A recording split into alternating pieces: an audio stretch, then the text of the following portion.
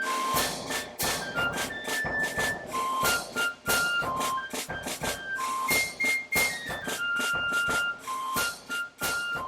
Civil War is probably the most important event in American history. It lasted from 1861 till 1865.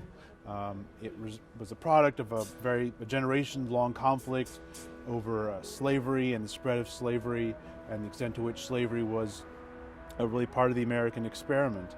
And it began in part because the states in the southern part of the United States seceded from the rest of the Union starting in December of 1860 and into the spring of 1861, forming the Confederate States of America. And the war that lasted for 4 years afterwards was a product of this conflict between the southern states and the Confederacy and the rest of the Union. I think part of what's also important about the Civil War for Americans is that it settles a lot of really fundamental constitutional questions.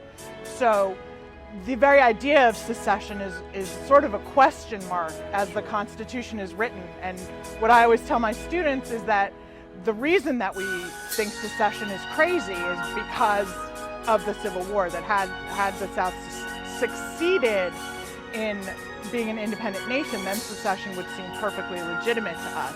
So I think that's important. And of course, the most important issue that's settled out of the Civil War is the end of slavery, not just in the states of the Confederacy, but in the states that stayed in the Union.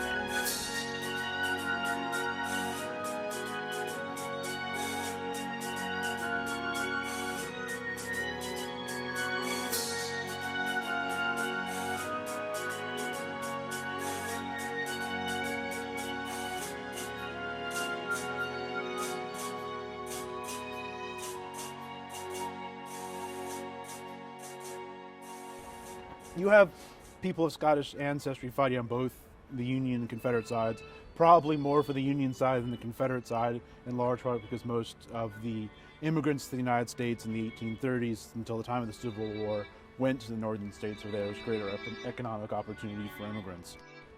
I might almost argue with you about that, just to say that may be true in terms of sheer numbers, but in terms of influence, I think the Confederates made much of their Scots-Irish heritage and their Celtic heritage and the legacy of Sir Walter Scott, or having read the Sir Walter Scott novels and being sort of imbued with all of that romance of independence. Yeah. There are some people who argue, in fact, that the Confederate Army was the last great Celtic army.